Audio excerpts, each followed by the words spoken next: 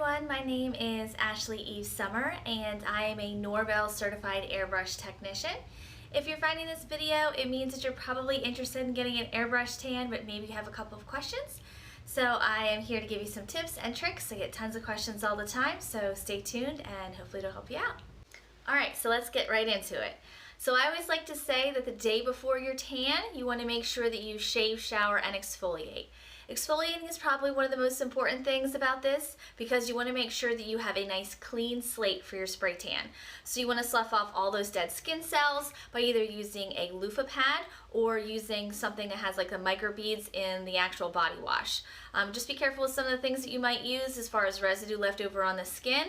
If you have more questions about that, you can call me directly about individual products that you might be concerned about. But the most important thing is you really want to get off all those dead, dry skin cells, especially focusing on hands, elbows, knees, and feet. Those tend to be the places that are the driest and will have the weird color absorption if it's not done properly.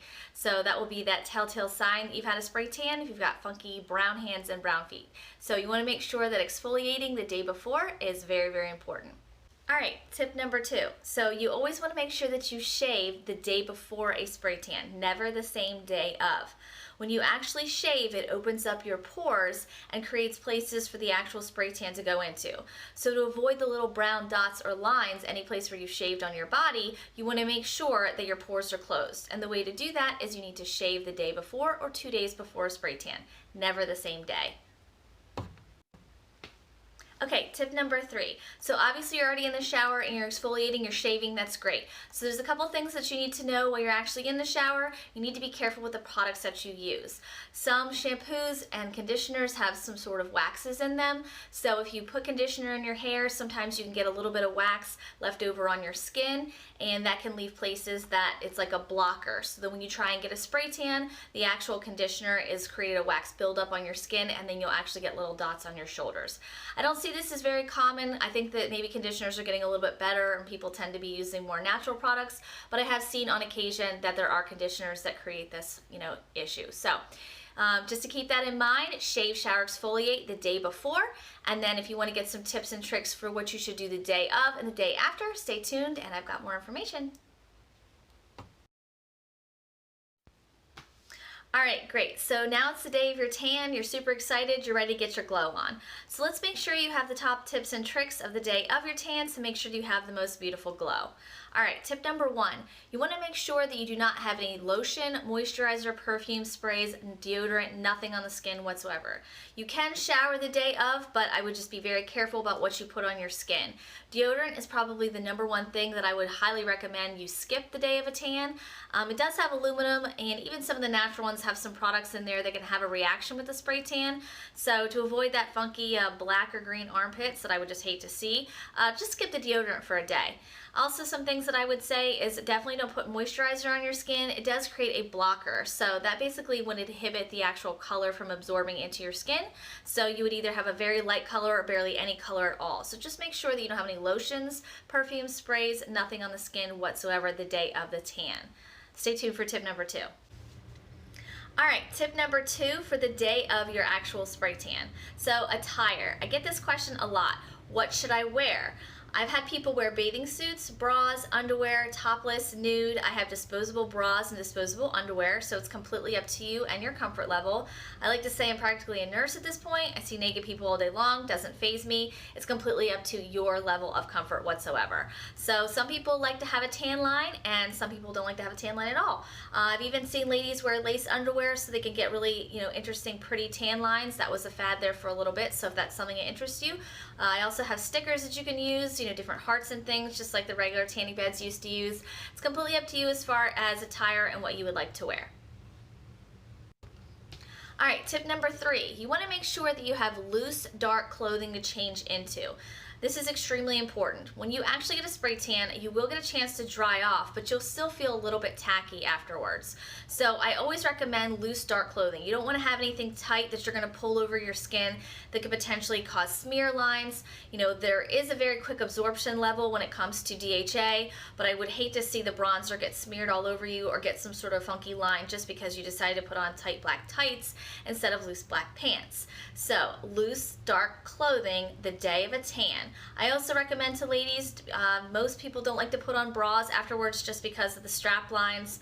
And then also another like quick little tip, if you're gonna get in your car, I recommend you don't put that seatbelt across your chest because it can put a line right there. Definitely you want to wear your seatbelt. I would just be careful about letting it rest on your chest. Maybe you could wear a shirt that actually has like a higher collar to protect your actual, tan from getting smeared. Okay? The last tip for the day of your spray tan. So I do have something called Rapid Tan. So if you decide that you want to shower 4, 6, or 8 hours after your tan, that is a possible upgrade that you can choose. If you decide to use the regular airbrush tanning, you'll have to wait 12 to 24 hours before you can actually take a shower. This is very, very important. You want to make sure you do not get wet. A lot of people think that they can shower sooner and they're disappointed with the results. So you really want to make sure you stay with the guidelines of how long it takes for you to actually shower. So it's very important, do not wash your hands. A lot of people forget this, so go to the bathroom, they'll wash their hands, and then they'll get splatter marks all over their arms, and they've ruined their tan. So very, very important, do not put lotions, perfume sprays, nothing on the skin once you've actually had your tan. Wait till the next day before you can actually get a shower unless you have the Rapid. Alright, so this is what to expect the day after your tan. Alright, so let's say you did the regular 12 to 24 hours. So the next day when you actually go to take a shower, you don't want to do a normal shower. You just want to do the warm water rinse, okay? This is always something that's highly recommended. You don't want to scrub your skin because you've just basically gotten a spray tan that's attached to the skin cells. So if you start scrubbing off the skin cells, then obviously you're going to lighten your color dramatically. So like I said, the day after your tan, you want to make sure you just do a warm water rinse and then do not scrub the skin. When you hop out of the shower, you want to make sure you just blot dry with a towel. Again, don't scrub the skin.